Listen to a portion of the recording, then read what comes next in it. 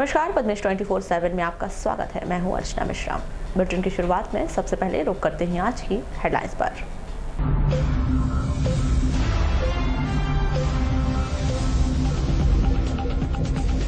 Tractor trolley पलटने से चालक की मौत। वन अमले ने जब्त की 20 नग चिराग।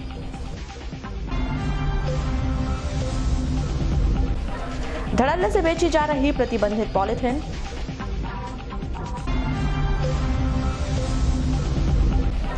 बजरंग घाट की साफ सफाई को लेकर तैराकों में नाराजगी।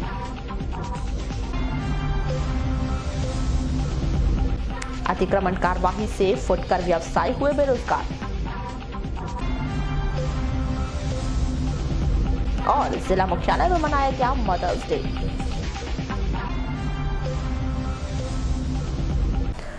और अब खबरें विस्तार से। नगर में स्थित पावन सलीला वैनगंगा नदी जिले के लिए महत्वपूर्ण नैसर्गिक संपदा है। जिला प्रशासन के निर्देश के बाद नदी में स्टॉप डैम बनाकर पानी को रोका गया और 1-2 संस्थानों ने कुछ घंटे सफाई की। यह नाकाफी है। यह नदी बालाघाट, बारासिवनी सहित अन्य गांवों के लिए जीवनदायिनी है। इस नदी के संरक्षण के लिए बेहतर प्रयास किए जाने की आवश्यकता है। सामाजिक कार्यकर्ता विशाल बिसेन ने कहा कि वर्तमान में नदी की जो स्थिति है, इतनी बुरी स्थिति पहले कभी नहीं थी। कलेक्टर ने नदी के संरक्षण के लिए निर्देश दिए, जिस पर जल्द अमल किया जाना चाहिए।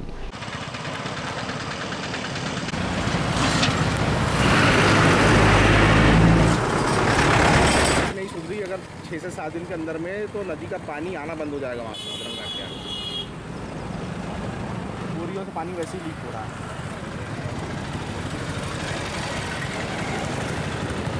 होता क्या था कि पिछले कई वर्षों से 15 मार्च को, लगभग 15 मार्च के आसपास नगरीय प्रशासन द्वारा यहाँ जो है स्टॉप डैम के जो स्टॉपर बने हुए हैं नदी में, आप देख रहे हैं यहाँ पर स्टॉप डैम बना, टेम्पररी स्टॉप डैम जो है वो बना दिया जाता था प्लेट में मट्टी भर के। उसके बाद 15 मार्च के बाद से क्या होता था, पानी संग्रहण यहाँ शुरू हो जाता था। पानी संग्रहण शुरू होने से क्या होता था कि यहाँ पूरा पानी भर जाता था और पीछे तक के जो है मतलब वाटर लेवल बढ़ जाता था। उससे क्या होता था कि हमारे आसपास के नलकूपों का, आजू बाजू के 30-40 गांव और बालाघाट शहर में पानी जो नलकूप है उनका जलस्तर बना रहता था। और साथ ही में यहाँ से बारासिवनी जाता है पानी, बारासिवनी जल प्रदाय होता है, उसको भी भरपूर मात्रा में पानी वहाँ पहुँचता था। सपनापुर में पानी पहुँचता था, बटेरा में पानी पहुँचता था। अभी क्या हुआ कि ये जल संरक्षण नहीं होने के कारण, पानी को नहीं रोकने के कारण जो है भीषण जो है यहाँ पे जल समस्या, जल की कमी जो है उत्पन्न होने जा रही है बालाघाट में। इसको लेकर मैंने आवाज़ उठाई थी। मैंने इसको प्रशासन का ध्यान आकर्षण करने के लिए कुछ साथियों के साथ जल सत्याग्रह भी किया, क्योंकि आचार संहिता लगी हुई थी तो कुछ नियम कायदों के अंतर्गत ये वो आयोजन करना पड़ा। परंतु प्रशासन जागा, माननीय कलेक्टर महोदय स्वयं यहाँ पर निरीक्षण करने आए थे और कलेक्टर महोदय ने निर्देशित भी किया था संबंधित विभागों की तत्काल जो स्टॉप डैम बनाया जाए, इंजीनियर्स को बुला के परमानेंट स्टॉप डैम कैसे बनाया जाए उसकी रूपरेखा तैयार की जाए। साथ ही जो है यहाँ की साफ़ सफाई के लिए कहारों की टीम बना के उनको निर्देशित किया जाए, उनकी व्यवस्था कराई जाए। ये सारे जो उन्होंने कलेक्टर साहब ने निर्देश दिए थे। उसके अलावा जो पुलिया में जो आप देख रहे हैं सलाखें निकल आई हैं, मेन कंक्रीट बेस जो है यहाँ जो बने हुए हैं उन पर सलाखें निकल आई, कमज़ोर हो गया पुलिया। इसको भी सुधारने के लिए हमने बात रखी थी। उसको भी कलेक्टर साहब ने कहा, संबंधित विभाग कहा था कि यहाँ पर डामरीकरण करके इसको व्यवस्थित किया जाए। परंतु टीएल मीटिंग होने को लगभग 1 हफ्ता हो चुका है। कलेक्टर साहब को यहाँ आए हुए 1 हफ्ता हो चुका है। उसके बावजूद पिछले 7 दिनों में कोई भी व्यवस्थित कार्रवाई यहाँ पर नहीं हुई है और किसी प्रकार का कोई जल संरक्षण अभी तक यहाँ समझ में आ नहीं रहा है। अच्छा, ये बताए सर, ये जैसे 5 किलो कासपुर, आज तक कभी मतलब ऐसी नदी इतनी सूखी हुई थी क्या, देखे थे क्या आपने? नहीं, चूँकि मतलब मेरा रोज़ नदी आना और देखते हैं हम लोग, इतनी जर्जर स्थिति इस नदी की हमने कभी नहीं देखे। क्योंकि हम तो बचपन से यहाँ आए पढ़े हैं और भले ही शहरवासी नहीं आते होंगे, लेकिन हमारा गांव यहीं से होकर के गुजार के हमको रोज़ जाना पड़ता है। आज तक हमने इतनी बुरी स्थिति इस नदी की नहीं देखी और समझ में नहीं आ रहा कि एक बहुत बड़ा फिल्टर प्लांट अभी बनकर के तैयार है, उसकी वो आपूर्ति कैसे कर पाएगा शहर की। तो क्या गांव में भी इसका असर देखा जा रहा है क्या? बिल्कुल, निकटवर्ती जो गांव है उसमें जल संकट गहराते जा रहा है। ग्रामीण थाना क्षेत्र के अंतर्गत आने वाले ग्राम मगरदर्रा और केबाटोला के बीच झीरिया तालाब के पुलिया के नीचे ट्रैक्टर पलटने से ट्रैक्टर चालक की मौके पर ही मौत हो गई। मृतक मगरदर्रा निवासी अनिल गौतम है। प्राप्त जानकारी के अनुसार अनिल अपने गांव के ही नंदकिशोर हरिनखेड़े का ट्रैक्टर चलाता था। रविवार की सुबह वह केवाटोला से ट्रैक्टर ट्रॉली लेकर मगरदर्रा आ रहा था। तभी ट्रैक्टर तेज रफ्तार होने के कारण अनियंत्रित होकर पुलिया के नीचे पलट गया, जिससे ट्रैक्टर के पहिए के नीचे दबने से ट्रैक्टर चालक की मौके पर ही मौत हो गई। घटना के बाद मौके स्थल पर लोगों की भीड़ लग गई। लोगों ने इस मौत के लिए अवैध उत्खनन को जिम्मेदार ठहराया है। ग्रामीणों ने बताया कि रेत कारोबारी ट्रैक्टर चालकों की प्रशासन द्वारा धर पकड़ किए जाने की भनक लगने पर अनिल अपने 4 हमालों को छोड़कर ट्रैक्टर ट्रॉली लेकर तेजी से मगरदर्रा जा रहा था। उसी दौरान यह घटना हुई।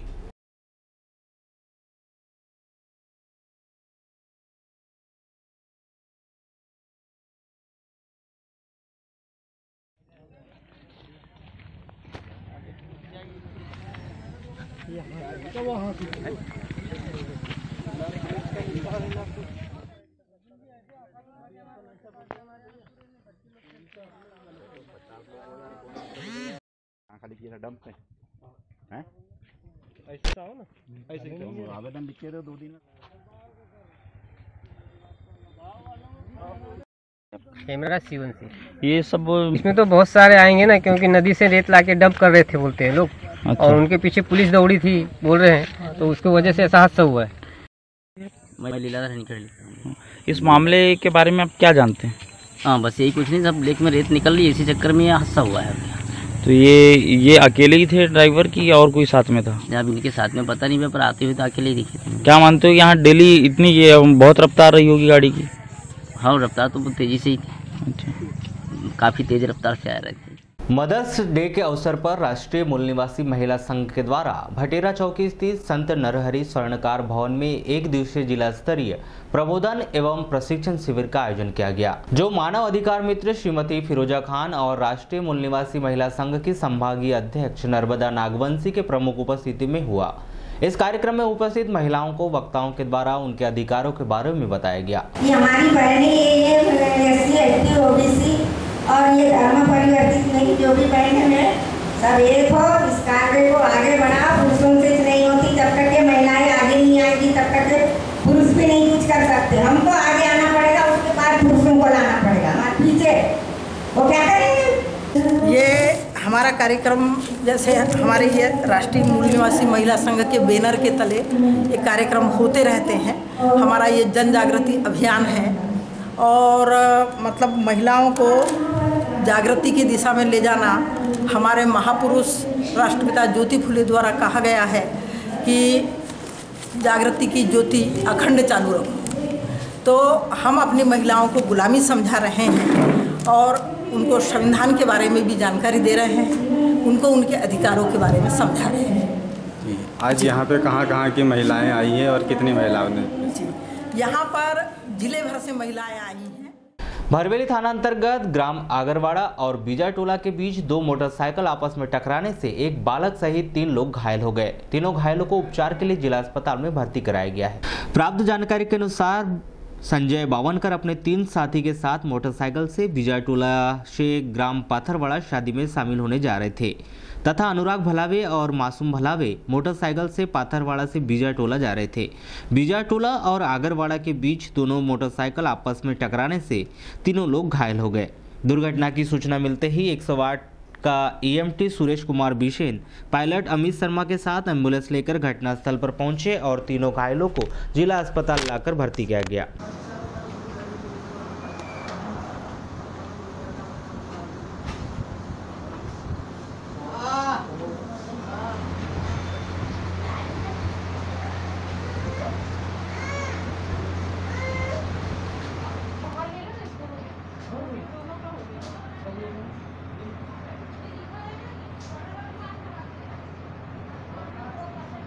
बिरसा क्षेत्र के अंतर्गत ग्राम जमोनिया में वन विभाग की टीम ने कार्रवाई करते हुए सागौन एवं सटकट्टा के 20 नग चिरान जब्त किए, जिसकी अनुमानित कीमत 40,000 रुपये बताई जा रही है।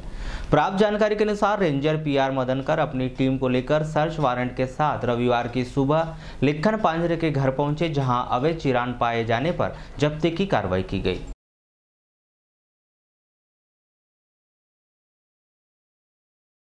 रविवार को जिला चिकित्सालय सहित अन्य ग्रामीण अंचलों में मदर्स डे हर्षोल्लास के साथ मनाया गया। मदर्स डे पर विभिन्न जगह आयोजित कार्यक्रम में मातृशक्ति, उनके किए गए कार्यों और समाज में दिए गए योगदान को याद किया गया। इसी कड़ी में जिला चिकित्सालय के ट्रॉमा सेंटर में चिकित्सक स्टाफ द्वारा संयुक्त रूप से मदर्स डे और नर्स डे एक साथ मनाया गया, जहां चिकित्सकों से नर्सिंग की शुरुआत करने वाली फ्लोरेंस निथिग्ले की जीवनी पर प्रकाश डालते हुए उनके योगदान को याद किया गया। इसके साथ ही सेवा भाव व निष्ठा के साथ नर्सिंग का कार्य करने की शपथ भी दिलाई गई। कार्यक्रम में उपस्थित विभिन्न अतिथियों ने अपने विचार व्यक्त किए। आयोजित इस कार्यक्रम की शुरुआत फ्लोरेंस निथिग्ले के छायाचित्र के समीप कैंडल जलाकर किया गया। आयोजित इस कार्यक्रम में डिप्टी कलेक्टर वीरेंद्र रोहित सिंह, मुख्य चिकित्सा एवं स्वास्थ्य अधिकारी श्री पनिका, समाज सेवी त्रिलोक चंद कोचर, पूर्व CHMO डॉक्टर पंड्या, महिला चिकित्सक डॉक्टर राजरानी खरे, शिशु रोग विशेषज्ञ डॉक्टर निलय जैन, शशि गिरी गोस्वामी सहित अन्य चिकित्सक, मैट्रन, नर्स, नर्सिंग का कोर्स करने वाली अन्य छात्राएं प्रमुख रूप से उपस्थित रहीं। आयोजित इस कार्यक्रम के दौरान मैट्रन शशि गिरी गोस्वामी ने फ्लोरेंस निथिग्ले की जीवनी पर प्रकाश डालते हुए नर्सिंग सेवा की पढ़ाई कर रही सभी छात्राओं को नर्सिंग सेवा की शपथ दिलाई, जिसमें उन्होंने नर्सिंग सेवा कार्य पूर्ण निष्ठा और ईमानदारी से करने, पैसा या लालच में ना पहुंचकर निस्वार्थ भाव से कर्तव्य का पालन करने का संकल्प लिया। हमारे से बहुत गहरा जुड़ा हुआ है। वो यहाँ पे CS पद में भी रहे, RMO पद में भी रहे और CMO पद में भी हमारे साथ है।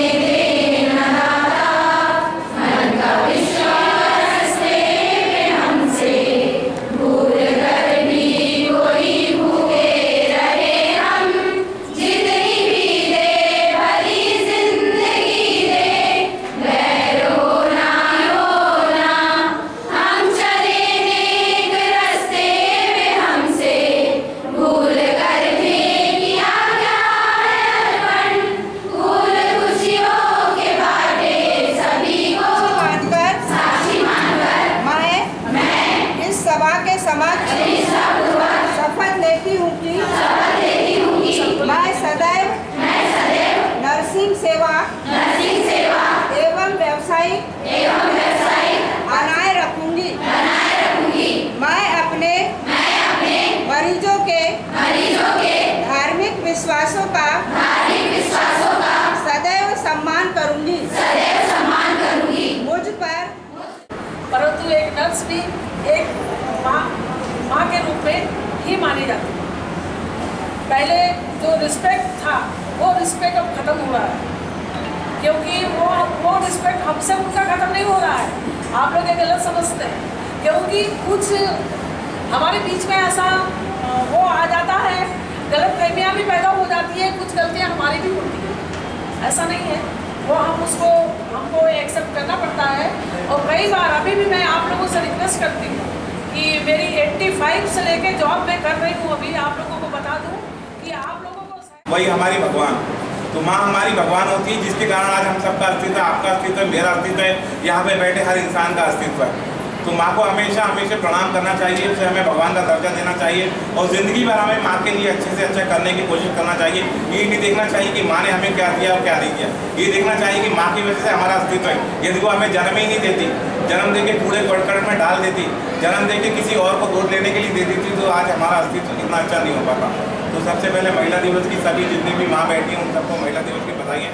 और दूसरा, नगर का बजरंग घाट पर्यटक स्थल के रूप में देखा जाता है। यहाँ रोजाना ही बड़ी संख्या में नगर के लोग सैर सपाटे और तैराकी के गुर सीखने के लिए जाते हैं। अन्य घाटों की तुलना में पानी की अधिक मात्रा होने के चलते तैराकों के लिए यह घाट पहली पसंद बना हुआ है, लेकिन घाट की पर्याप्त साफ सफाई न होने और कीचड़ की मात्रा अधिक होने के चलते यहाँ पहुँचने वाले लोगों और तैराकों को काफी दिक्कतों का सामना करना पड़ रहा है। वहीं किसी भी वक्त कोई अनहोनी होने की संभावना बनी हुई है। बजरंग घाट में रोजाना आने वाले तैराकों द्वारा घाट की साफ सफाई की मांग नगरपालिका प्रशासन द्वारा की गई है।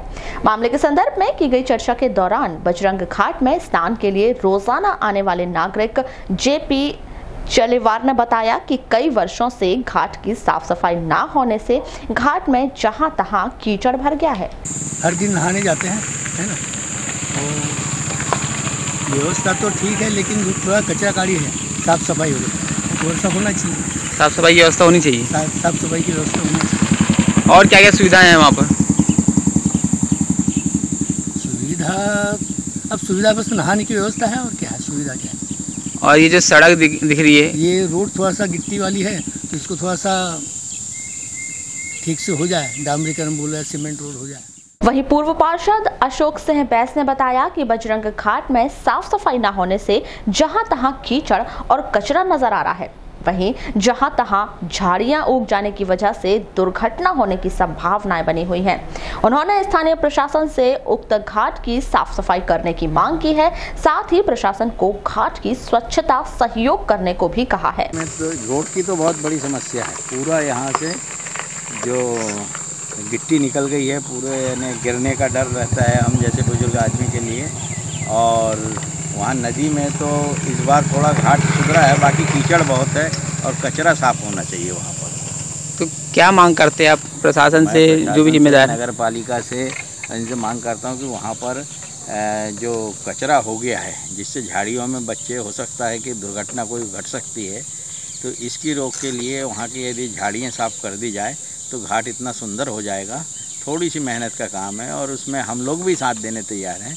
यदि प्रशासन इसकी तरफ ध्यान दे और प्रशासन और प्रशासकीय लोग आ जाए तो सब वहाँ पर आने वाले, रोज़ के आने वाले सब वहाँ पर तैयार हैं इस काम के लिए।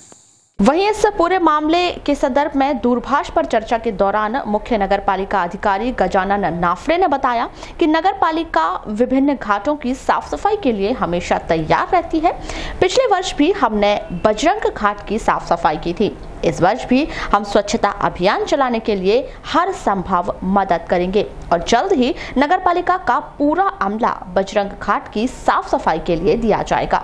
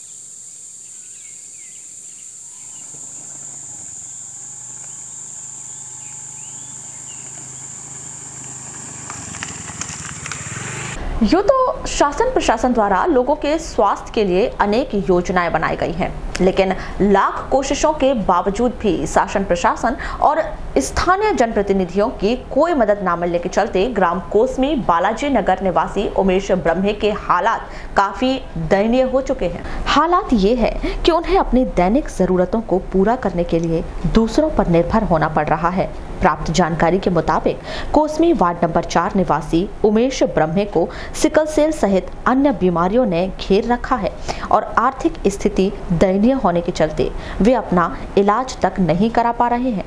उमेश ब्रह्मे की दयनीय स्थिति का संज्ञान लेते हुए रविवार को ओम साई राम सेवा समिति के सदस्यों ने उमेश ब्रह्मे और उनके परिजनों से मुलाकात कर उन्हें हर संभव मदद दिए जाने का भरोसा दिलाया है। मामले के संदर्भ में की गई चर्चा के दौरान उमेश ब्रह्मे की मां गीताबाई ब्रह्मे ने बताया कि उनके पुत्र को गंभीर बीमारियों ने घेर रखा है। आर्थिक स्थिति कमजोर होने के कारण अपने पुत्र का इलाज नहीं करा पा रही हैं। वहीं कई बार शासन प्रशासन व स्थानीय जनप्रतिनिधियों से गुहार लगाने के बावजूद भी आज तक किसी ने उनकी मदद नहीं की है। हालात ये हैं कि उनके परिवार का गुजारा करने के लिए उन्हें दूसरों की मदद लेनी पड़ती है। कब से बीमारी है आपके लड़के को? ये 6 साल हो गए सर। अच्छा, तो अभी कैसे क्या गुजारा चलता है? अभी तो पूरी आर्थिक स्थिति टूट गई होगी आप लोगों की। हाँ, अब तो गुजारा तो बता भी नहीं सकती सर। ये इसके दोस्त वगैरह ने थोड़ा बहुत ला के दिए, बेचारे लोग चल रहा है, खा रहे हैं रोटी गेहूं के साथ में बना बना के थोड़ा बहुत, कभी पेज कभी चटनी कभी सब्जी भाजी के लिए भी पैसे नहीं रहते सर। क्या बताऊँ अब मैं अपनी स्थिति। तो अभी शासन प्रशासन की तरफ से कोई मदद हुई है आप लोगों को? कोई मदद नहीं हुई सर। या कोई जनप्रतिनिधि ने आके देखा हो? नहीं, कोई ने नहीं दिए सर। तो अभी कैसा क्या गुजारा चलता है? आप लोग क्या उम्मीद रखते हो शासन से? अब शासन से उम्मीद रखते हैं कि यानी बहुत लोगों को मिलता है तो हमको भी थोड़ा बहुत मिल जाए तो हम भी थोड़ा सा धंधा पानी खोल लेंगे सर। अब कौन से रोज रोज मंगाएंगे, कहाँ जाएंगे? इसके तो दवा पानी लगता है। बस 8 दिन 4 दिन हम घर में रहते हैं, 15 महीना अस्पताल में रहते हैं। अच्छा, अभी कहाँ? वहीं मामले के संदर्भ में की गई चर्चा के दौरान उमेश ब्रह्मे ने बताया कि वे कई बार जिला कलेक्टर से सहायता की गुहार लगाने कलेक्टर कार्यालय गए, लेकिन कर्मचारियों ने उन्हें कलेक्टर से मिलने तक नहीं दिया। कलेक्टर साहब के यहाँ भी मैं गया 5 बार, तो मुझे उनके गार्ड मुन्ना लाल ठाकरे ने मिलने ही नहीं दिया। अच्छा, और कोई जनप्रतिनिधि के यहाँ आप गए हो क्या? नानू कावरे जी के यहाँ भी मैं गया था, विधायक है हमारे परसवाड़ा क्षेत्र के, पर उनके भी कार्यकर्ता लोगों ने मिलने नहीं दिए। अच्छा, तो कितने बार आप इनके पास में जाने की कोशिश की हो? नानू कावरे के पास तो मैं एक ही बार जाने की कोशिश किया, क्योंकि सर मुझे डॉक्टर ने धूप में निकलने टोटल एक्चुअली मना किए हैं। मुझे बोले बेटा आप कूलर की हवा में पड़े रहो, आप धूप में निकले तो आपका पानी हटता है। और ये कलेक्टर के पास कितने बार? 5 बार हो गए। वहाँ जाओ तो सुनवाई नहीं करने देते, मिलने नहीं देते। सर तो बोल देंगे भिजाओ करके, पर वो लोग जाने ही नहीं देते। अच्छा। और जाओ तो चिढ़ते हैं मेरे नाम से। अच्छा। ये और आ गया और परेशान करता है करके। नगर के सौंदर्यीकरण और यातायात व्यवस्था को बेहतर बनाने के लिए 10 मई को जिला प्रशासन द्वारा नगर के चुनिंदा स्थानों में अतिक्रमण पर बुलडोजर चलाने की कार्यवाही की गई थी। इस कार्यवाही में जिला प्रशासन और नगर प्रशासन के अमले ने अंबेडकर चौक से बस स्टैंड और काली पुतली चौक से जय स्तंभ चौक सहित अन्य चौक चौराहों पर फैले अतिक्रमण को हटाया था।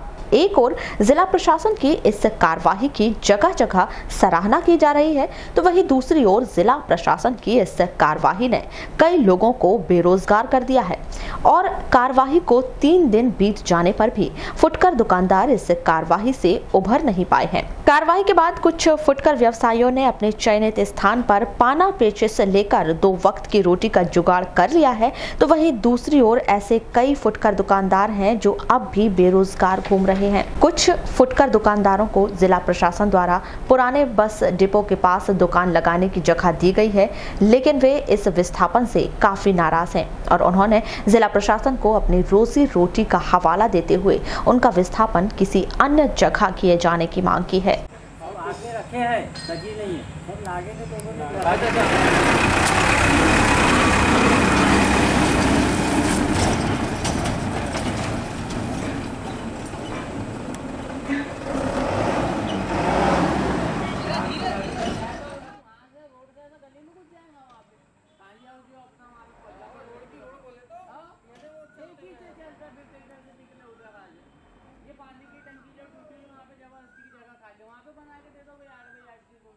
और यहाँ पे शासन द्वारा जैसे निर्देश दिए गए थे कि यहाँ पे आप लोगों के लिए सारी व्यवस्था कर दी जाएंगी, मगर आप लोग यहाँ पर आके देख चुके हो कि यहाँ पे किस टाइप की व्यवस्था है, समझे ना।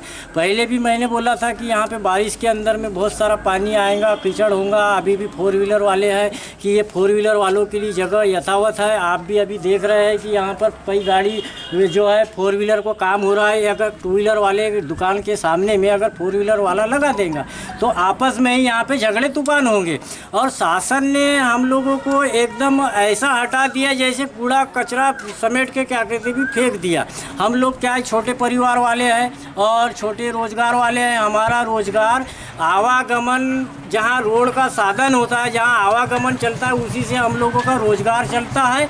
और शासन के ऐसे निर्देश भी है कि अगर किसी अतिक्रमणकारियों को आप हटाते हो तो आपको नोटिस 2 दिन 3-4 दिन पहले नोटिस दिया जाए और उसके बाद में उनको हटा दिया जाए, मगर ऐसा भी नहीं कि उनके साथ में बुरा सलूक किया जाए। हम लोग जब मतलब शासन ने 1 मई 2017 से 50 माइक्रोन से कम के पॉलीथिन पर प्रतिबंध लगाया है, लेकिन आज भी पॉलीथिन धड़ल्ले से बिक रही है और कोई भी प्रशासनिक अधिकारी या विभागीय संबंधित अधिकारी आज तक इस पर प्रतिबंध नहीं लगा पाए हैं। महज कभी कभार छोटी मोटी कार्रवाई कर इतिश्री कर ली जाती है और मुहिम ठंडे बस्ते में डाल दी जाती है। आपको बता दें कि पॉलीथिन से पर्यावरण प्रभावित हो रहा है। कई मवेशी बेसमय मौत के गाल में समा रहे हैं। आइए देखते हैं पॉलीथिन के बारे में क्या है लोगों की राय।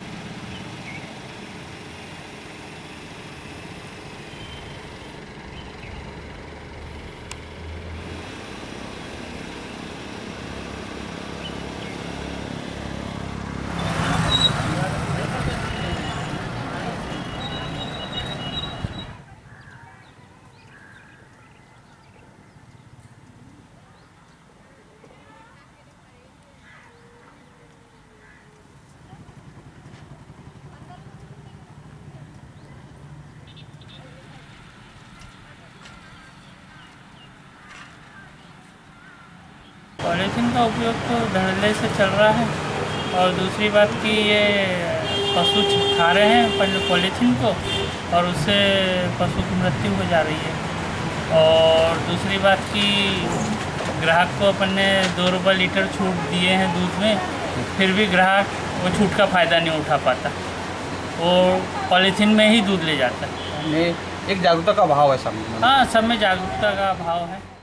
बीच में हमने शहर में घूम के लोगों को जानकारी दी थी कि पॉलीथीन का प्रयोग ना करें। उसके बाद जो लोग पॉलीथीन बेचते हैं उनके यहाँ भी हमने दबिश देकर जब्ती बनाई थी और शहर में पॉलीथीन का प्रयोग पूरी तरह बंद था। कुछ दिन से हम देख रहा हूँ कि फिर से धीरे धीरे लोग पॉलीथीन का प्रयोग कर रहे हैं। कहीं ना कहीं हमारे क्षेत्र में शहर में लोगों में जागरूकता की कमी है। हम फिर से 23 तारीख के बाद एक बार शहर में घूम के लोगों को बताएंगे कि पॉलीथीन का प्रयोग ना करें।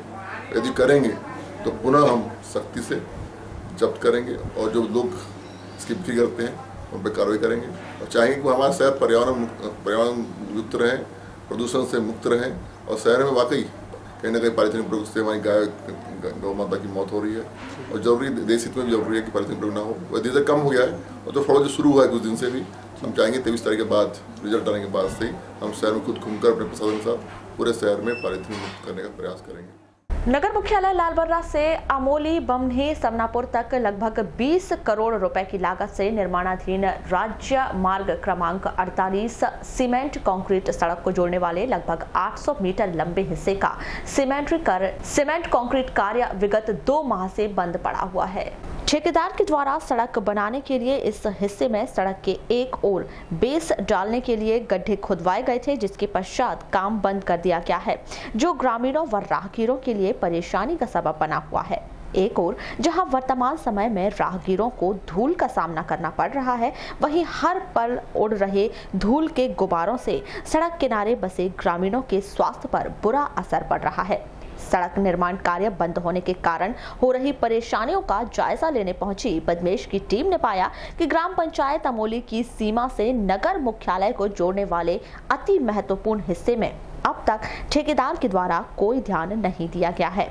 ठेकेदार ने आधी अधूरी सड़क बनाने के लिए रहवासी क्षेत्र में नाली से सटकर जेसीबी मशीन के माध्यम से लगभग 2 माह पूर्व गड्ढे खुदवाए थे, जो वर्तमान समय में राहगीरों एवं स्थानीय ग्रामीणों के लिए जान का खतरा बने हुए हैं।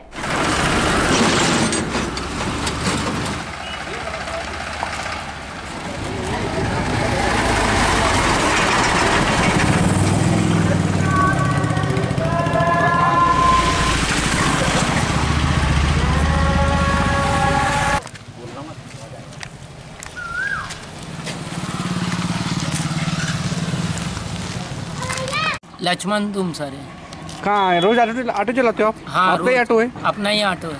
कब से चला रहे हो रोड में आप ऑटो? ये तो 6 महीने से चल रहा है। तो क्या हालत है रोड की? रोड की हालत खराब है, परेशानी बहुत है। पैसेंजर भी चिल्लाते हैं कि रोड की हालत खराब रहने से और नाले के ऊपर में गड्ढे हो गए तो पुलिया का काम बराबर नहीं हुआ और ये वाली रोड में ट्रैफिक जाम हो जाता है। आगे बमनी के पास में है, पुलिया के पास में एक बड़ी नहर के पास में खराब है। 2 जन। राजेश भारद्वाज। सर कितने वर्षों से आप यहाँ पे? कम से कम 50-60 साल। तो क्या स्थिति रोड की आपकी? रोड की तो बहुत अच्छी, डस्ट आ रहा है, सब आ रहा है, पूरी गाड़ियाँ बहुत चल रही हैं। कि कब से बन रही रोड ये? बस साल भर हो गए। साल भर हो गए। तो कितनी बनी अभी तक की? आधी बनी, आधी नहीं बनी है। क्यों नहीं बन पा रही है? अभी तो ठेकेदार लोग ही बताएं क्यों नहीं बन रही। ये तो कैसे धूल उठती होंगी, रोज गाड़ी चलती है यहाँ पे? भाई बहुत परेशानी होती है धूल से। तो अभी क्या हो रहा है अभी कार्य में? कितना कार्य है? कोई काम नहीं हो रहा है अभी तो। कुछ भी नहीं हो रहा है। तो क्या होना चाहिए? रोड बनना चाहिए, अच्छी बनना चाहिए। अच्छी बनना चाहिए। सर आपका नाम? मोहम्मद तहसीन कुरैशी। तो जैसे कि रोड की हालत क्या है आपके? जी ये देखा जा रहा है यहाँ तक कार खत्म होकर के VRS कंपनी ने यहाँ छोड़ दिया गया है, तो यहाँ पे आने जाने में लोगों को बहुत ही आवागमन दिक्कत जा रही है। तो कब से बन रही रोड यहाँ पे? ये करीब 3 महीने हो गए, 6 महीने करीब से पड़ी हुई है। जैसे रोड के किनारे जो गड्ढे खोद के रखे दोनों तरफ, ये 2-4 महीने हो गए हैं। 4 महीने क्या बन क्यों नहीं रही है गड्ढे खोदने के बाद? ये पता नहीं, आगे आपत्ति लगाने वाले हैं कि आगे बोला जा रहा है कि मतलब सड़क को और नीचे खोदा जाए वहाँ पे और उसके बाद बनाया जाए। नहीं तो जैसे भी काम बंद पड़ा है खुद 1-2 महीने से, आप जैसे दिल्ली आना जाना करते होंगे इस रोड? बहुत आवागमन, बहुत ट्रैफिक वगैरह लग रहे हैं, डंपर होगा, आवागमन कुछ ज़्यादा ही रेतों के। क्या होना चाहिए यहाँ पे? यहाँ पे कार तेजी से चालू करना चाहिए उन लोगों को। इसमें 1-2 दुर्घटनाएं हो चुकी है और इससे जनता को, आने वाली जनता को बहुत ज़्यादा तकलीफ है, क्योंकि साइड में यहाँ आप देख रहे हैं नाली खोद दी गई है। नाली खोदने के कारण से वो एक अगर गाड़ी आ जाती है तो दूसरी तरफ की गाड़ी में दुर्घटना होने की संभावना है। कब से ये ऐसी हालत जैसी रोड की दोनों तरफ? इस रोड की हालत करीब 2 महीने पहले से उन्होंने की है। 2 महीने से इस रोड की हालत ऐसी हो रही है और डस्ट के कारण जो अगर किसी को अस्थमा की शिकायत है, किसी को अन्य कोई बीमारियां हैं एलर्जी संबंधी, उस बीमारी के कारण से कई लोगों को हॉस्पिटलाइज भी होना पड़ा है। 1-2 हॉस्पिटल। तो जैसे कि आपका मकान बिल्कुल सामने है, रोड से लगा हुआ मकान है आपका? जी जी। तो धूल तो आपके घर में सीधे डायरेक्ट आ जाती होगी? बिल्कुल धूल आ रही है। मैं खुद करीब अस्थमा का मरीज बन गया हूँ और आजकल मेरे को वो खींचना पड़ता है, जो अस्थमा के पंप जो आता है, पंप आता है, वो पंप को खींचना पड़ता है। जबकि इस समय कोई संभावना नहीं थी, लेकिन डस्ट के कारण से मेरे को एलर्जी और इस एलर्जी के कारण से लालबर्रा से लगभग 12 किलोमीटर दूर देवनागरी व जिले के प्रवेश स्थली ग्राम पंचायत कंजई स्थित प्राचीन शिव मंदिर तालाब व निस्तारी तालाबों के घाट में अखिल भारतीय गायत्री परिवार के द्वारा मां गंगा सप्तमी के अवसर पर स्वच्छता अभियान चलाया गया।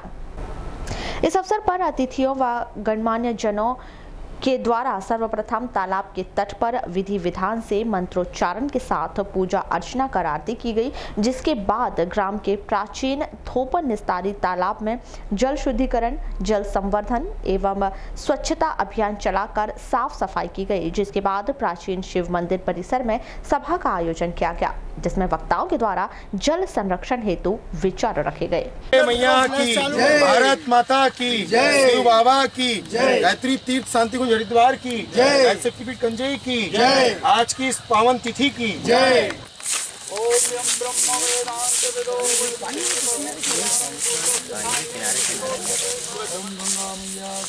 जय बोलो गंगा मैया की जय।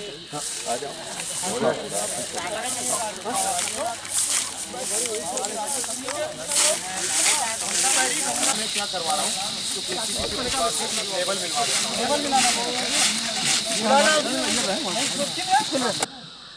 देश की विभिन्न नदियों में जाकर के समाहित होती हैं, नर्मदा में खासकर आती है,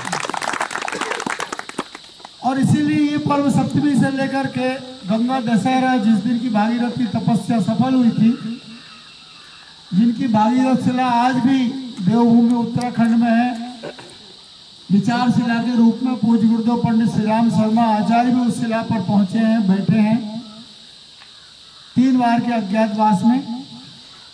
और भागीरथ की जब तपस्या सिद्ध हुई तो भगवती गंगा का अवतरण गंगा दशहरे के दिन हुआ, जिसे बाद में पूज्य गुरुदेव ने गायत्री जयंती का पर्व घोषित कर दिया, और धीरे धीरे पूरे विश्व में अब गंगा दशहरे को गायत्री जयंती के रूप में स्वीकार कर लिया गया है। गंदी चीज न डालें, गंदी चीज न डालें, यहाँ तक कि हम तो आपसे कहेंगे मूर्तियों का विसर्जन भी यहाँ न करें। कचरा डालते हैं, पेशाब डालते हैं, गंदी चीज डालोगे तो पानी गंदा होगा, और जब गंदा पानी होगा आपके जानवर पिएंगे, जानवर बीमार होंगे, कितना नुकसान होगा। भाई साहब ने भी 1 गिलास का पानी की बात करके आपको बोल जाए, हम शुद्धता पे ध्यान दें। हमारे पास केवल प्रेरणा है, थोड़ा सा हम झाड़ू लगा लेंगे, वो प्रेरणा है हमारी।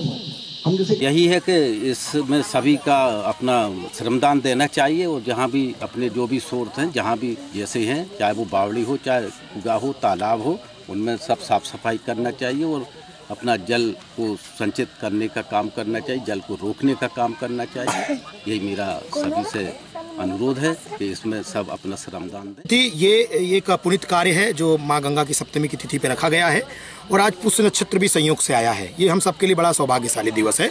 इस दिवस पर जो कार्य किया गया है ये एक प्रेरणादायी अनुकरणीय कदम है और प्रेरणादायी अनुकरणीय कदम इसलिए है कि हम सब लोग मिलकर के अपने ग्राम के जल स्तर को बनाए रखें, स्वच्छता को बनाए रखें और आने वाली पीढ़ी को बच्चों को हम एक मैसेज दें, एक दिशा निर्देश दें कि हम उनको क्या परोस रहे हैं। हमको ये बताएं कि हम अपने गांव की अपने प्राकृतिक धरोहरों को, जल, जंगल, जमीन को कैसे बचा करके रखें और इनका संवर्धन करके हम अपने गाँव का जल स्तर कैसे ऊँचा उठाएं।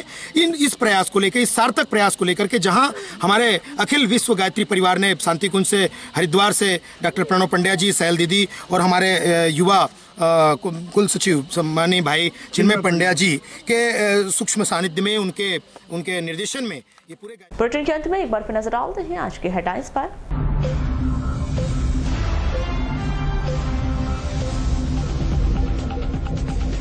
ट्रैक्टर ट्रॉली पलटने से चालक की मौत। वन अमले ने जब्त की 20 नग चिराग।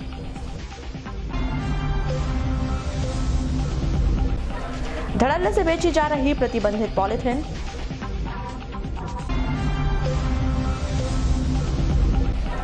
बजरंग घाट की साफ सफाई को लेकर तैराकों में नाराजगी।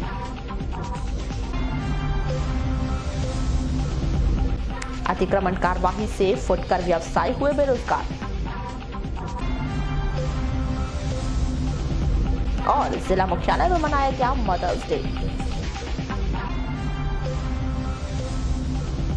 तो ये थी अब तक की खास खबरें। अगले न्यूज बुलेटिन के साथ फिर मुलाकात होगी, तब तक के लिए नमस्कार।